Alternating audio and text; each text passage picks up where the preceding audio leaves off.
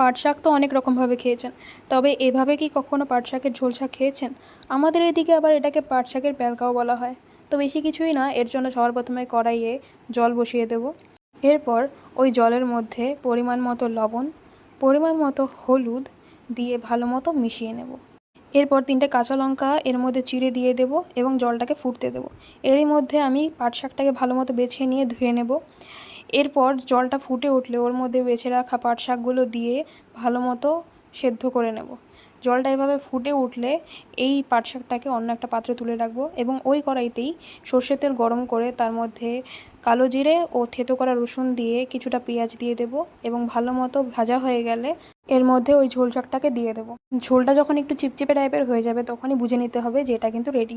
ঝোল শাক কিন্তু বেশিক্ষণ ফোটানো যায় না, তাহলে এর মধ্যে একটা তেতো ভাব চলে আসে। যাই হোক, ভিডিওটি কেমন লাগলো জানাবেন এবং ভালো লাগলে অবশ্যই আমার পাশে থাকবেন। ধন্যবাদ।